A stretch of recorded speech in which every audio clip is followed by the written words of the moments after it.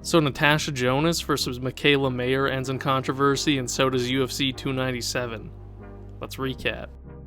So let's start off again with Natasha Jonas versus Mikaela Mayer.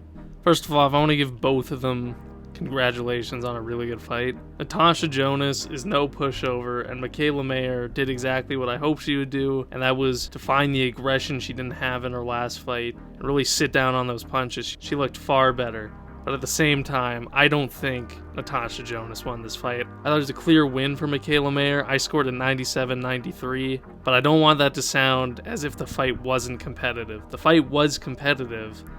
Natasha Jonas did have a few really good rounds, and there were some close rounds in there too. But Mikaela Mayer found the distance really well, and she was getting the better of the exchanges on the inside, which I thought Natasha Jonas would do better with. But Mikaela Mayer was throwing more when it got into the inside, where Natasha Jonas was getting tired and decided to clinch.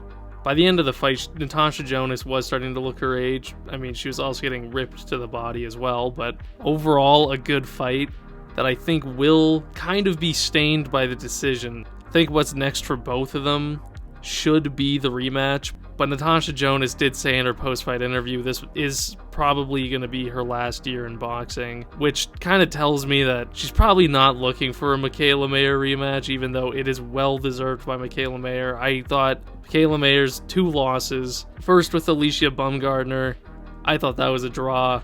Now with Natasha Jonas, I thought she won. And it looks like she's probably not going to get either of those rematches. And that's really the only fight that makes sense to me next. I don't really know who Mikaela Mayer would want to fight. I mean, she would want a rematch with either of the 2 I just mentioned, but I don't know if she's going to get that. And I also don't know what weight she's going to go to. Natasha Jonas did also call out somebody, and no disrespect, but I can't remember her name, but I just think it'd be a huge disservice if we didn't get to see the rematch, for one, because the fight was so competitive and exciting, and 2, it's just the kind of fight that women's boxing need. Exciting, competitive matchups where both give it their all. So no, I don't think Natasha Jonas won the fight. I do think it was competitive, and I do think the rematch is what should be next for both fighters. Now going into the UFC 297 card, it was alright. It wasn't really that amazing overall as a card. Let's start off with Arnold Allen versus Movsar Evloev. Again, not a fight I agree with the decision. I gave Arnold Allen round 1, and I gave Arnold Allen round 3. Evloev did look good in round 2. He did knock down Arnold Allen, but Arnold Allen came back in the 3rd round and landed some really good knees, and I do not think those were illegal. The ref called them illegal, and I can see why, but when he called it, it did disrupt the fight, and it did disrupt Arnold Allen's pressure, as Evloev did look hurt. He got cut, and when the ref broke it up, it did give Evloev enough time to recover. But I still think Arnold Allen won the 3rd round. I do think the 1st round was kind of close, so I'm not shocked that people think Evloev won, but I do think Arnold Allen truly should have been the victor of this fight. Doesn't seem like Dana liked this fight. I thought it was decent. Moving on to Chris Curtis versus Marc-Andre Barriault, it was a close fight. A lot of people said they weren't scoring it, but I had to watch the fight twice to really get a good idea of who I truly thought won. First time I watched it, I thought I could have edged it towards Marc-Andre, but second time I gave it to Chris Curtis. He was being a bit more defensive and landing some clean shots. The first 2 rounds were really boring. A lot of people kept saying how exciting the fight was. It was just an all-out brawl. That was the 3rd round only, especially the last minute. The 3rd round was a lot of fun. Fight overall was kind of just whatever. The first 2 rounds were just fine. I mean, the first round was kind of boring. There wasn't a lot to say before the fight, and there's not a lot to say after it. Decent 3rd round. Congratulations to Chris Curtis. He's moving up.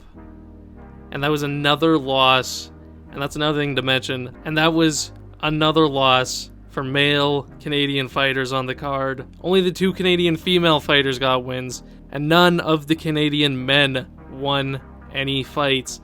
That's a perfect segue into Mike Malott versus Neil Magny.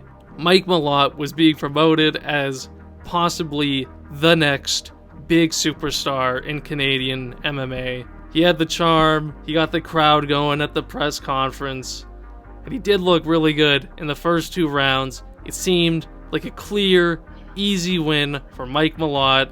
He's going to get into his rankings, but that was before Neil Magny took Mike down. And Neil looked like he had relative ease just holding Mike down.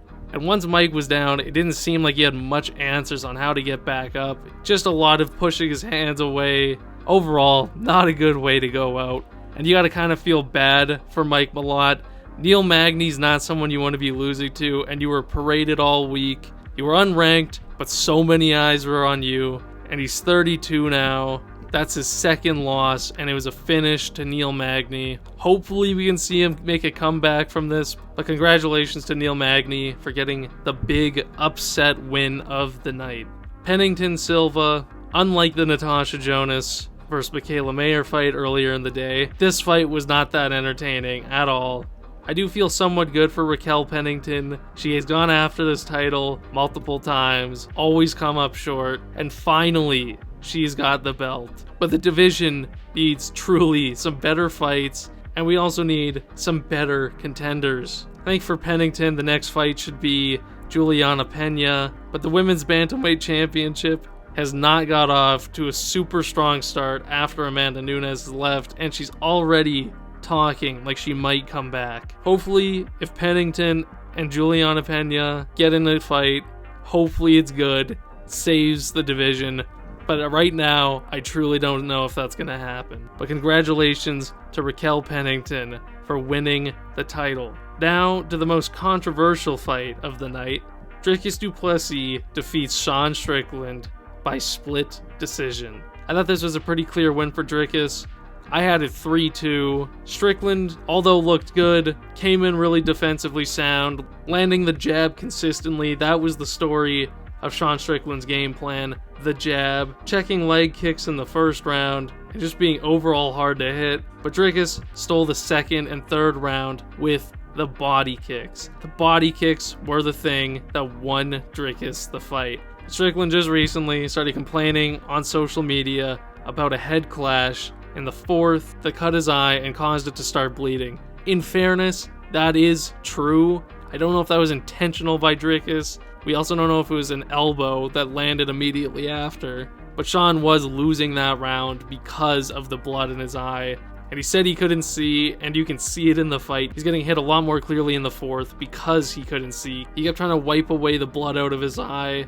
He looked uncomfortable for a bit. That was the fourth round. I gave Sean the first and the fifth, but that leaves me to say, where was his urgency in the second and third round? Yes, he was landing good jabs. Yes, he was being defensively sound. But Dricus was landing some good shots of his own, and with the body kicks, again, was stealing the round, and Sean needed to throw some more power shots. It wouldn't have taken much for Sean to steal these rounds. They were competitive rounds. I just thought with the amount of power shots Dricus had been landing, that he was winning them. Sean was probably waiting for Dricus to gas out. You did see Sean start to throw more as the fight went on, but credit to Dricus because he does have a far better gas tank than I think we all thought. Yes, he starts gasping for air, visibly taking heavy breaths, and looks like he's slowing down, but he made it through the 5 rounds against someone like Sean Strickland, who has a good output and who will track you. So that kind of leaves what's next. Like I said, as much as I thought this was a clear win for Dricus, Sean could have won this fight, and it wouldn't have taken much more. A lot of people are calling for a Sean Strickland rematch. I don't know if Sean Strickland deserves an immediate rematch, but the fight was close, and I could still see people favoring Sean in a rematch because the fixes he needs to make against someone like Dricus are so small, and they're things we've seen him be able to do. But I feel like the UFC and what Dricus is calling for is Israel Adesanya. There's a story there. Dana was already talking about an immediate rematch for Adesanya against Strickland, so it'd be pretty easy to believe Dana would give Adesanya a title shot against Dricus du Plessis. There's already a rivalry. It's one that we've all been talking about already, but I do think Sean Strickland should probably be the backup fighter if that match is to take place. And for Sean Strickland, as much as an immediate rematch is the thing people are asking for, I still don't see it. I think he'll probably have to go through 1 or 2 opponents. So either a win against Khamzat Chimaev or a Jared Cannonier would probably tell me that he deserves another title shot sooner than later. I don't think it'll take much before he deserves another title shot, but there's also that worry the UFC is going to put Sean back in the Apex, away from most of the media, and I really hope that doesn't happen. So let me know what you guys think. Did you think Arnold Allen won? Did you think Sean Strickland won? Did you think Mikaela Mayer won? Put it in the comments and let's have a discussion. And that concludes the recap for last weekend. This weekend we got Munguia versus John Ryder, and the UFC doesn't return until February the 3rd. So I see you guys real soon for Munguia versus Ryder prediction, and then at the start of February I'll see you for the UFC Fight Night prediction. Let me know your guys' thoughts down in the comments below, and I'll see you guys next time.